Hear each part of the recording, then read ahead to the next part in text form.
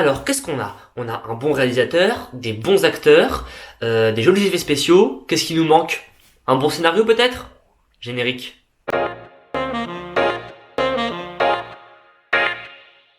Bonjour à tous, bonjour à toutes, c'est Robisnake. On se retrouve aujourd'hui pour parler du nouveau film de la saga Alien sorti il y a une semaine, à savoir Alien Romulus. Comme d'habitude, n'hésitez pas à vous abonner, à mettre un petit pouce bleu, à activer la cloche de notification et à laisser votre petit commentaire en dessous de la vidéo. Avez-vous vu Alien Romulus et qu'est-ce que vous en pensez? Ou alors ne l'avez-vous pas vu, avez-vous envie de le voir? Et quel prochain film aimeriez-vous que je critique? Donc aujourd'hui, on se retrouve pour parler je crois, du premier film d'horreur qu'on critique sur la chaîne, parce que pour moi, Trap, c'était pas un film d'horreur, à savoir Alien Romulus, réalisé par Fede Alvarez. Ce Alien prend place entre Alien le 8e passager, donc le premier Alien, et Aliens le retour, le 2. Donc voilà, Alien Romulus se passe entre Alien 1 et Alien 2 pour la chronologie. Il est réalisé donc par Fede Alvarez, qui était le choix de Ridley Scott pour réaliser Alien Romulus. Ridley Scott étant producteur de ce nouvel opus, c'est lui qui a choisi lui-même Fede Alvarez pour réaliser et écrire le scénario, parce que Fede Alvarez a le droit de l'écrire aussi. Donc, on va faire juste un petit point. Qui est Fede Alvarez? Fede Alvarez est un réalisateur de films d'horreur qui est très connu maintenant pour avoir réalisé le remake de Evil Dead en 2013, qui est le film qui a utilisé le plus de faux sang au monde tellement il est gore. Et personnellement, j'ai beaucoup d'affection pour ce remake, je l'aime beaucoup. Il a ensuite réalisé, et c'est là que sa carrière a explosé, avec Don't Breath sur l'aveugle qui massacre tout le monde dans sa maison. Personnellement, je suis pas un gros fan de Don't Breath. Je trouve que c'est très bien mis en scène, mais non, vraiment le personnage qui est le protagoniste, à savoir le vieil aveugle, pour moi, c'est un connard fini. Je trouve que le film est vraiment jusqu'au boutiste et j'ai eu du mal à le regarder. Donc voilà, dans le bref, c'est pas trop ma cam. Et Fede Alvarez, son dernier fait d'armes, c'était le dernier film de la saga Millennium qui est passé un peu inaperçu. Je sais pas ce que ça vaut, j'ai pas vu Millennium. Donc voilà, moi de Fede Alvarez, j'aime beaucoup Evil Dead. J'aime beaucoup Evil Dead, même si je dois avouer que dans le bref, c'était aussi très bien réalisé. Il y en a pas de souci avec ça. J'aime juste pas ce que raconte le film. Et donc quand j'ai vu que c'est lui qui allait être aux commandes de ce nouvel Alien, j'étais assez partant. Et donc je suis allé voir le film, en plus dans une salle où on était pas mal, il y avait vraiment pas mal de monde dans la salle, je pense que le film marche assez bien, et pour un résultat, moyen. Vous voulez un avis rapide? Mon avis rapide, c'est que c'est un bon film d'horreur et un bon film de science-fiction, mais que c'est pas forcément un bon film de la saga Alien. Si vous voulez, l'atout de la saga Alien, c'est que comme chaque film avait un réalisateur différent, sauf pour Prometheus et Covenant, qui eux, donc c'était les préquels avant Alien 1, qui étaient aussi réalisés par Ridley Scott, chaque Alien avait un réalisateur différent. Donc Prometheus et Covenant, c'était les gros films de science-fiction grand public.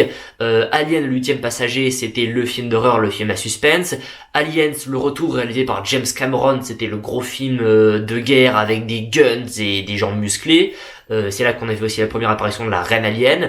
Alien 3, réalisé par David Fincher, qui d'ailleurs n'a pas reconnu le film comme étant le sien, vu qu'il était beaucoup remanié par le studio. C'était le thriller carcéral psychologique en prison, avec que des hommes, où chacun était pour soi. Et Alien 4, La Résurrection, réalisé par Jean-Pierre Jeunet. Oui, c'est bien notre bon vieux JP Jeunet qui a réalisé le dernier Alien, Alien 4. Pour moi, c'est mon préféré, pour moi, c'est le meilleur Alien, il n'y a pas de débat là-dessus, c'était la comédie noire, gore, sanglante. Voilà, donc chaque Alien était vraiment distinct. Et là, le problème de Alien Romulus, c'est qu'il a pas vraiment de trucs distincts. C'est pas un film de guerre, c'est pas une comédie, c'est pas un thriller psychologique. C'est un film d'horreur pur, voilà. Donc le film dont il se rapproche le plus, c'est Alien 1, vraiment. L'alien le plus proche d'Alien Romulus, c'est Alien 1. Je vais essayer de pas faire trop long pour la critique, parce que je vois que ma caméra a pas beaucoup de batterie, donc on va essayer de faire vite. Question résumée. Donc nous sommes quelques années après le Alien 1, où un groupe de jeunes adultes amis vivent sur une colonie de la Weyland Company. Pour rappel, la Weyland Company, c'est la compagnie qui était en charge de faire l'exploration de l'espace, de coloniser des planètes et de retrouver les xénomorphes, comme expliqué dans Prometheus Covenant et Alien 1. Donc sur cette colonie de la Weyland Company, qui est polluée, il y a des nuages de partout, il n'y a pas un seul brin de soleil qui passe, il y a une jeune femme et son frère adoptif, qui est en fait un droïde synthétique défectueux, qui vont se réunir avec leur bande de potes pour s'évader de la colonie illégalement et partir à la recherche d'une nouvelle planète. Ils ont trouvé la nouvelle planète, sauf que faut 9 ans pour y aller. Alors comment on passe les 9 ans? Ils décident d'aller chercher des caissons de cryogénisation, donc pour faire dodo, vous savez, être endormi en cryostase pendant 9 ans, qui sont situés dans une station, dans une épave de station en orbite autour de la planète où ils sont. Voilà, le résumé est un peu long, mais quand ils vont aller chercher les questions de cryogénisation dans la station en orbite, ils vont se rendre compte qu'ils ne sont pas les seuls. Voilà. Question scénario. Donc le scénario est écrit par Fede Alvarez lui-même et Rodo Sayagues. Donc Rodo Sayagues, c'est un scénariste, producteur, pote de Fede Alvarez. Ils ont bossé sur tous les scénarios qu'ils ont fait ensemble. Et d'ailleurs, c'est Rodo Sayagues qui a réalisé Don't Breath 2. Voilà, Don't Breath 2, c'était réalisé par lui. Donc le scénario. Disons que ça veut reprendre tous les codes de Alien 1 tout en rendant hommage à Prometheus et Covenant. Parce que je crois que Fede Alvarez, il aime bien Prometheus et Covenant, même si Prometheus et Covenant, c'est des films qui sont détestés par tout le monde. Écoutez, ça marche plutôt bien pour certains trucs et pour d'autres non.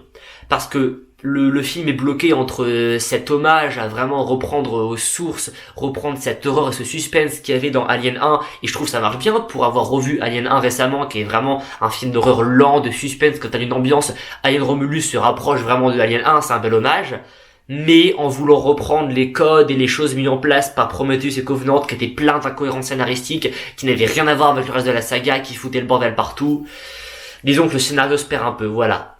Le gros problème du scénario, c'est pas vraiment ces personnages, parce que comme d'habitude avec Fede Alvarez, on a une bande de personnages jeunes qui veulent s'en sortir et qui sont traqués par une entité. Donc c'était le cas pour Evil Dead avec l'entité du mal et des zombies, enfin pas des zombies, des démons, enfin des espèces de démons zombies. Je sais jamais trop comment les appeler les démons de Evil Dead. Je sais qu'ils ont un nom, mais je me souviens plus vraiment, mais en gros c'est des mix entre des démons et des zombies. Et dans le bref, c'était du coup une bande de jeunes qui faisaient un braquage, mais qui étaient du coup traqués par le vieil aveugle qui essayait de les buter. Donc voilà, le truc de Fede Alvarez, c'est de prendre une bande de jeunes, joués par des jeunes acteurs pas connus d'ailleurs, ou pas trop connus, qui se font traquer par une entité, donc ici des xénomorphes. Donc les xénomorphes, les aliens. Donc que dire ? Les personnages, ils ont chacun une personnalité très caricaturale. C'est-à-dire que t'as le mec qui fait un peu le chef, qui sait se servir des flingues. T'as la meuf qui est une pilote du vaisseau et qui est aussi un peu une scientifique. T'as la jeune fille qui paraît faible mais qui va se révéler être une putain de final girl, avec son frère qui est du coup un androïde déviant qui sert au début pas à grand chose mais qui va après se révéler beaucoup plus intelligent qu'il n'y paraît. T'as le connard de service et pour finir, t'as la fille qui va servir à amener un élément flippant, on va dire comme ça. Donc voilà, les personnages sont un peu clichés, mais bon, c'est du film d'horreur, donc dans des films d'horreur, il y a souvent des personnages clichés. Mais là, ça marche bien, tu sens vraiment une bonne alchimie entre eux, tu sens vraiment que c'est vraiment un groupe de jeunes soudés, des vrais amis qui se connaissent depuis de longues dates. Autre bon truc dans le scénario, le droïde, il est défectueux, et donc ça fait comme si c'était un droïde handicapé. Enfin, je sais pas comment vous dire, c'est un droïde qui parle en utilisant des mots simples, qui comprend pas tous les codes de la société, qui quand on le frappe, il se demande pourquoi on le frappe et il se laisse faire. Donc voilà, je trouve que c'est bien de mettre en lumière un droïde handicapé, donc un droïde autiste en fait. Vous savez que moi je suis autiste, donc voir forcément un droïde autiste, même si c'est un droïde, il fait quand même très humain parce que ce côté défectueux, il le rend très humain. Et donc c'est expliqué dans Alien, les précédents, que les intelligences artificielles peuvent vraiment ressentir des émotions, peuvent vraiment être comme des humains, notamment exploité par David, le droïde de Covenant et Prometheus, qui est pour moi la meilleure performance de Michael Fassbender, il n'y a pas photo. Voilà, David expliquait que les droïdes pouvaient vraiment ressentir des choses, être comme des humains. Et ben ici c'est le cas avec le droïde Andy qui peut vraiment ressentir des choses, être comme un humain. Jusqu'à un certain point, parce qu'il y a un certain point où en fait il va y avoir un revirement, où il va fonctionner comme un droïde normal, joué dans le film. C'est compliqué de pas trop spoiler. J'ai essayé de faire une critique sans spoiler, on va donner juste quelques indices, mais vraiment, allez voir le film, parce que, si je vous conseille un truc, allez voir le film. Si vous aimez l'horreur et la science-fiction, allez voir le film. Si vous êtes un fan de la saga Alien, je suis un peu réservé, parce que moi je suis un gros fan de la saga Alien, franchement, je vous l'ai dit, ça se vaut en tant que film d'horreur et de SF, en tant que film de la saga Alien, c'est moyen, c'est très moyen. Donc voilà, le scénario met en place beaucoup de choses pas exploitées. Je parlerai notamment de l'huile noire, voilà, cette putain d'huile noire qu'on nous a mis en place dans Prometheus et Covenant et qu'on sait toujours pas comment ça fonctionne. C'est le 3e film avec cette putain d'huile noire et cette putain d'huile noire, on sait toujours pas comment elle fonctionne. C'est encore de l'aléatoire complet. Et pourtant ils nous la remettent, l'huile noire qui crée les xénomorphes. On sait pas comment ça fonctionne, ils nous la refoutent. Donc voilà, le scénario se sert de l'huile noire pour faire magie du scénario, pour encore faire un truc totalement aléatoire. T'as toute une histoire de mutation, et les histoires de mutation sont pas forcément exploitées non plus. Donc voilà, le film essaie de mettre en place plein de trucs, plein de petites choses qui sont pas forcément exploitées, Voilà, ça va pas jusqu'au bout. Aussi point, c'est pas gore, alors que Fede Alvarez, il a fait Evil Dead, qui est un des films les plus gore qui existent, et il a fait Don't Breath, qui était assez sanglant, et là, c'est pas gore, c'est pas un alien gore, même Alien 4 de Jean-Pierre Jeunet était bien plus gore que ça. Là, on est sur un alien qui, au niveau du sang, est restreint, mais comme c'est la Fox, et que la Fox est rachetée par Disney, donc indirectement, Alien appartient à Disney, donc je pense que Disney a un droit de regard là-dessus, ils ont dit non, on va regarder le côté horreur, mais on va pas faire très gore. Donc voilà, le fait que Fede Alvarez fasse pas un truc très gore, ça m'a aussi déçu, parce que moi je m'attendais à voir un alien bien sanglant, bien gore, mais non. La plupart des morts sont même montrés assez hors champ, donc j'étais vraiment déçu par rapport à ça, c'est pas sanglant, c'est pas gore, tu prends pas ton pied. Bon. Ça encore ça passe, mais voilà, le film a un scénario très simple, mais c'est comme Trap, c'est simple mais efficace, tu vas d'un point A à un point B, tu vas du point A, ils ont une vie pourrie à la colonie, ils vont dans la station, ils essaient de s'en sortir pour pas être tués, on va du point A au point B, enfin il n'y a pas de déviance, on ne dévie pas, voilà. Le scénario est simple, il met beaucoup de choses en place qui ne sont pas exploitées, donc voilà, c'est pas le meilleur scénario alien de tous les temps. Et l'utilisation de l'huile noire, je reste là-dessus, mais c'est parce que c'est le bordel, l'huile noire, c'est mis en place dans Prometheus et Covenant, mais tu sais jamais comment ça fonctionne. Donc là, encore l'huile noire est exploitée, voilà. Donc, mais si le scénario est pas génial, il nous faudrait la mise en scène. Et la mise en scène sauve le tout, parce que Fede Alvarez, il sait tenir une caméra. Fede Alvarez, c'est un putain de bon réalisateur. Il l'a prouvé avec Evil Dead, il l'a prouvé avec Don't Breath, j'ai pas vu Millennium, mais là encore, il reprouve qu'il sait tenir une caméra, qu'il sait avoir un magnifique cadre, qu'il sait jouer sur des lumières et les couleurs. Il y a un vrai travail des couleurs, de mettre en fait du jaune sombre, du rouge sombre, du bleu sombre, vraiment de mettre des couleurs qui semblent vives, mais en fait qui sont sombres dans déjà un espace sombre, à savoir les couloirs du vaisseau, parce qu'il y a très peu de fond vert, hein. Vraiment il y a très peu de fond vert, quasiment tous les décors sont réels. J'ai vu le making of, d'ailleurs allez voir le making of qui est dispo sur YouTube, ils ont quasiment tout fait en animatronique, en grosses marionnettes, en vrai faux sang. Voilà, il y a très peu d'effets visuels VFX numériques, à part donc bien sûr pour tout ce qui est espace, vaisseaux qui volent, même si les vaisseaux c'est des maquettes, hein. Ça se voit que les vaisseaux c'est des vraies maquettes sur lesquelles ils ont couché des caméras, donc c'est des grosses maquettes. Donc voilà, les décors réels rendent bien. Qu'est-ce que je disais? Ah oui, donc la mise en scène. Il a un sens du cadre, Fede Alvarez, impressionnant. Il sait te faire des beaux plans. C'est pas des plans, tu dirais, des tableaux, mais presque. Voilà, pour moi, un film dont les plans, on dirait des tableaux, c'est Rebel Moon. Oui, je défendrai Rebel Moon, hein. En plus, je viens de me voir la première partie de la version non censurée qui fait 3h20. Regardez-la parce qu'elle est super, voilà. Donc voilà, Zack Snyder, il sait faire des plans, on dirait des tableaux. Fede Alvarez, c'est pas des plans, tu dirais des tableaux, mais c'est des plans... C'est à prendre en photo quand même, hein. T'as des très beaux trucs, notamment je pense à un plan où en fait c'est un travelling qui avance et qui se retourne pour mettre les personnages à l'envers et à l'endroit, c'est très bien fait. T'as des plans qui vont vite, genre par exemple vous savez les monstres, les grosses araignées, les facehuggers qui t'attrapent au visage et qui te foutent l'alien dans le corps. T'as un plan sur un facehugger qui saute et qui va sur le visage de quelqu'un et donc t'arrives à suivre le plan. T'as des plans sur des parties visqueuses, sur les nids d'aliens, sur le sang acide, dire effets spéciaux, que ce soit pratique ou numérique, très bien foutu. En plus le film, je crois qu'il a un budget de 40 millions de dollars, donc 40 millions de dollars c'est moins que le budget moyen aux États-Unis, hein, parce que vous savez que le budget moyen pour un film aux États-Unis c'est 100 millions, donc là on a 40 millions de dollars. Franchement c'est magnifique, vraiment c'est très très beau ce qu'on garde, autant les VFX pratiques que les VFX numériques, tout marche très bien.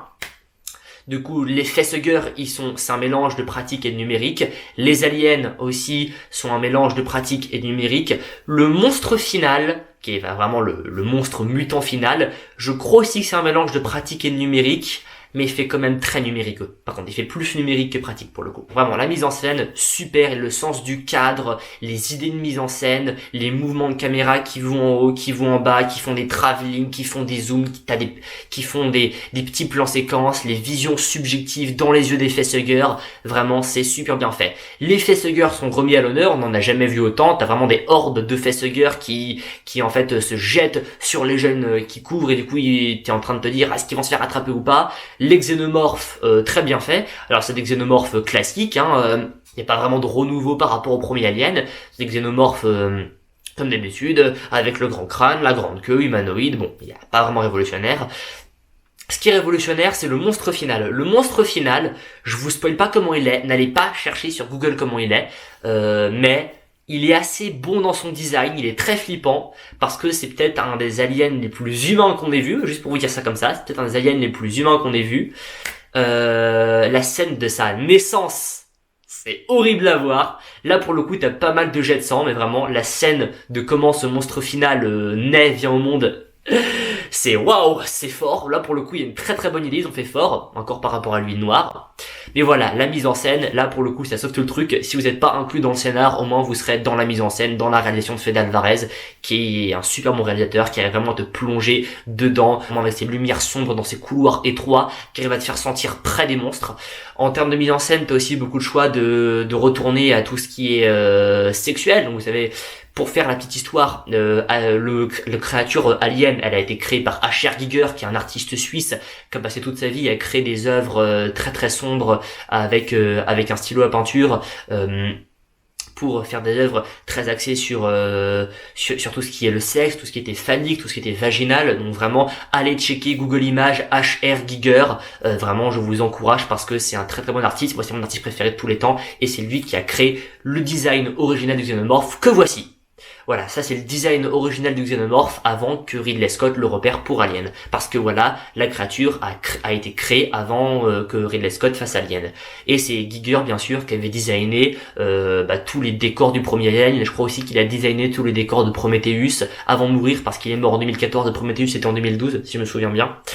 Donc voilà, il y a un bel hommage à Giger avec encore tout ce qui est les nids d'aliens tout gluants avec les personnes qui sont mortes engluées dedans. T'as vraiment beaucoup d'idées pour te faire flipper, ça marche vraiment bien. Vraiment la tension marche bien. Il y a vraiment mon cœur, j'ai senti le battre à beaucoup d'instants. J'étais surpris, vraiment des jumpscares qui te sautent à la gueule, qui marchent très très bien. Vraiment en tant que film de suspense, tension, film d'horreur, ça marche super bien. Et je disais hommage à tout ce que c'est sexuel parce qu'en gros, vous savez que le crâne de l'alien c'est pensé pour être un énorme pénis. T'as des moments où en fait l'alien il fait un nid et le nid qu'il fait est en forme de vagin, voilà. Donc ça veut dire que t'as littéralement un moment où le crâne de l'alien sort du nid en forme de vagin. Donc ça fait comme une naissance réelle. C'est assez dégueulasse à voir, mais bon, si vous êtes bien accroché, ça devrait aller. T'as aussi une scène où tu vois le facehugger qui rentre son pénis dans la bouche de quelqu'un pour l'inséminer, une scène où on sort le facehugger et du coup tu vois le pénis du facehugger qui sort de la bouche en gros plan, et vraiment tout est là pour te rappeler l'univers sexuel, l'univers dérangeant, l'univers fétichiste de Alien, et ça marche très très bien. Je vous ai dit, c'est un très bel hommage à Alien 1, tout en voulant conserver la continuité avec Prometheus et Covenant. Parce que par exemple Prometheus et Covenant avaient des designs, des idées très sympas aussi, même si c'est pas les meilleurs de la saga. Donc vraiment, je trouve que Alien Romulus, en termes de mise en scène, ça marche très bien, en termes de décor aussi. Le jeu d'acteurs. Alors, je connais pas tous les acteurs, mais j'ai notamment remarqué que l'actrice principale, elle s'appelle Kylie Spaney. Et Kylie Spaney, j'avais vu dans le film Civil War. Voyez Civil War. Voyez Civil War. C'est sorti cette année. C'est sorti en DVD, en VOD. Louez-le vous, achetez-le vous. Voyez Civil War. C'est tout ce que j'ai à dire. Et donc, Kylie Spaney, là-dedans, elle a le rôle principal. Elle est géniale. Kylie Spaney, elle joue très très bien. Et donc là, elle joue, alors ce qui est marrant, c'est que Kylie Spaney, je crois qu'elle a 23 ou 24 ans, et elle fait une petite jeunette de 17-18 ans, parce qu'en même temps, Kylie Spaney, elle est toute petite, et elle fait jeune. Enfin, Kylie Spaney fait très très jeune. Donc c'est pour ça qu'il donne des rôles un peu comme une jeune adulte, quoi. Alors qu'en vrai, elle est un peu plus âgée.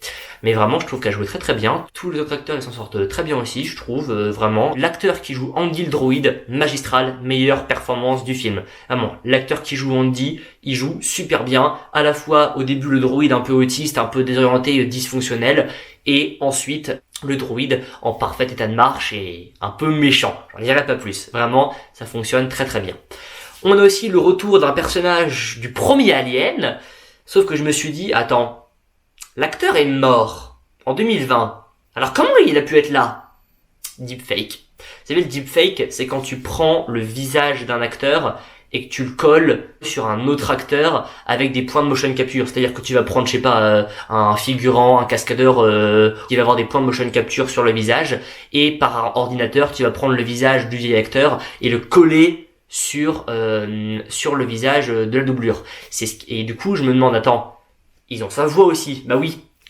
Intelligence artificielle. Hollywood a enfin utilisé l'AI. Ils ont utilisé l'intelligence artificielle pour prendre la voix du comédien mort et la plaquer sur son visage en numérique. Là, franchement, ça marche plutôt bien parce que je trouve que donc le deepfake, c'est comme ça que ça s'appelle, un deepfake, il est pas dégueu, il est pas moche, contrairement au deepfake de Skid Ulrich dans Scream 5 et Scream 6, parce que dans Scream 5 et Scream 6, tu vois Skid Ulrich en fantôme, et du coup, ils ont pris Skid Ulrich et ils ont essayé de le rajeunir, ça marche pas du tout, je trouve que c'est très mal fait. Là, le deepfake du personnage, il est plutôt bien fait, il est assez réaliste, j'ai été plutôt surpris de voir un deepfake aussi bien fait, donc franchement, ça passe. Et même si la voix qui a été faite par une AI, Tu le sens un peu, il n'y a pas d'émotion. Enfin, il y a pas d'émotion dans la voix, tu sens que vraiment c'était fait par une AI. Sinon, côté décor, on est retour à la rétro science-fiction, c'est-à-dire les boutons en plastique de couleur, les vieux sons bip bip bop bop bop, les écrans de format carré avec plein de bugs, vraiment t'es un retour à la rétro science-fiction, ce que n'avait pas fait Prometheus et Covenant, qui même s'il se passait bien des années avant le premier Alien, avait ce côté très moderne, ce qui était dérangeant. Là vraiment t'as un retour à la rétro science-fiction, aux vieux boutons, aux vieux ordinateurs, c'est super. La salle la plus moderne, c'est la salle médicale, mais ça c'est normal parce que les salles médicales dans Alien ont toujours été assez modernes. Franchement, ça marche plutôt bien. T'as aussi un truc par rapport au temps de l'évolution de l'alien. L'alien passe de facehugger à chestbuster. C'est le chestbuster, c'est le bébé alien qui te sort du ventre. Donc l'alien passe de chestbuster à petit xénomorphe à grand xénomorphe très rapidement, en quelques minutes. Non, parce que quelques heures, c'est dans les vieux aliens. Là, c'est quelques minutes. Oui, en quelques minutes, il passe de fœtus à chestbuster à grand xénomorphe. Voilà, en quelques minutes, le mec est déjà devenu un adulte hyper flippant. Ce qui est flippant aussi, ça reste le côté humanoïde de l'alien, parce que là, il brise un mythe. Comment est-ce que les aliens et les facehuggers peuvent nous voir, sans que les facehuggers n'ont pas d'yeux, et les aliens non plus? Parce que si vous regardez un crâne d'alien avec la bonne lumière, sous le bon angle, vous voyez qu'en fait, à la base, le crâne d'alien, c'est un crâne humain, vu qu'on le rappelle, comme expliqué dans Prometheus et Covenant, les xénomorphes proviennent de l'ADN humain, enfin de l'huile noire et de l'ADN humain, sans trop spoiler, voilà. C'est un mélange d'huile noire et d'ADN humain, un xénomorphe. Donc le fait que le xénomorphe soit un peu humanoïde, c'est normal. Et donc si tu regardes bien avec la bonne lumière, tu vois que vraiment, il n'y a pas d'yeux. En fait, c'est un crâne humain dans le crâne de l'alien, mais t'as pas d'yeux. Donc l'alien ne peut pas voir, il voit pas. On sait qu'il entend, qu'il est ouïe, mais il ne voit pas. Alors comment les aliens nous voient? Je ne spoilerai pas, mais voilà, il t'explique comment les aliens et les facehuggers peuvent nous voir, peuvent nous ressentir. Donc j'étais un peu déçu, enfin à la fois content parce qu'enfin on sait comment les aliens peuvent nous voir et nous sentir, mais à la fois pas content parce qu'on brise un mythe en fait, on est en train de briser le mythe, le mystère, et c'est ça qui était flippant autour de l'alien, c'était que même s'il est humanoïde, t'as beaucoup de mystère autour de lui. Donc là voilà, enfin ils ont brisé le mythe en répondant à la question qu'on se posait, mais bon, c'est pas grave, encore ça passe. Voilà, c'est tout ce que j'avais à dire sur Alien Romulus, donc vraiment, on en retient quoi? Bon film d'horreur avec une bonne tension, un bon suspense, pas trop gore. Vous avez 12 ans, vous pouvez aller le voir, clairement, il est le moins de 12 ans à mériter. Ça marche bien en termes de film de SF et en termes de pur film d'horreur, mais en termes de film de la saga Alien, c'est assez moyen, c'est pas forcément mémorable. Sur ce, prenez soin de vous, bouffez des films et des séries comme pas permis. À plus!